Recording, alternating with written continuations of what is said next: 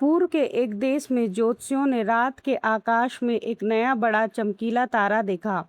यह उनके लिए एक संकेत था कि एक नए राजा का जन्म हुआ है।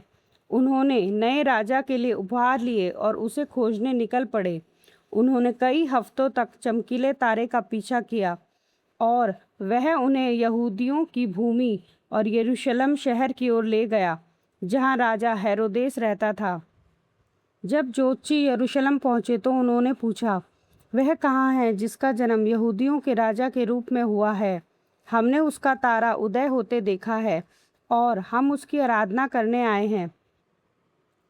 जब राजा हेरोदेस ने यह सुना तो वह एक नए राजा के जन्म के बारे में जानने के लिए व्याकुल हो गया।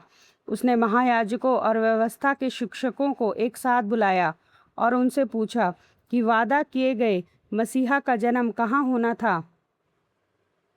उन्होंने उत्तर दिया, यहूदिया के बैतलहम में। बहुत सालों पहले भविष्यवक्ता ने लिखा है, हे बैतलहम, तू यहूदा के अगुओं में से किसी से कम नहीं।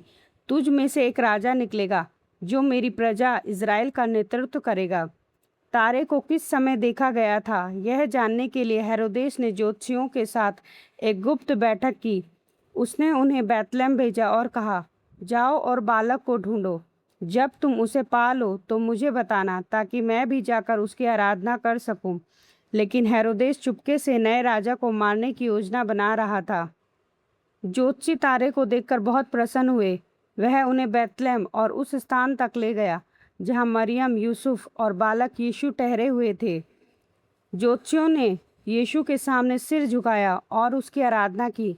उन्होंने अपनी अपनी धन संपत्ति की थैलियां खोली और उसे सोना, लोबान और गंधरस भेंट किए। तब परमेश्वर ने ज्योतिषियों से स्वप्न में कहा कि वे हेरोदेस के पास फिर ना जाएं, इसीलिए वे दूसरे मार्ग से अपने देश चले गए। जब ज्योतिषी चले गए तब प्रभु के दूत ने स्वप्न में यूसुफ को यह संदेश दिया, उठ, बालक और उसकी माता को मिस्र देश में ले जाओ। जितनी जल्दी हो सके जाओ।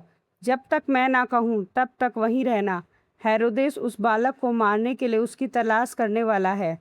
रात के दौरान यूसुफ उठा और मरियम तथा छोटे बालक यीशु के साथ बैतलहम से मिस्र की लंबी यात्रा पर दक्षिण की ओर चल पड़ा। जब हेरोदेस को पता चला कि ज्योतिषी उसे बताए बिना लौट गए हैं तो वह बहुत क्रोधित हुआ।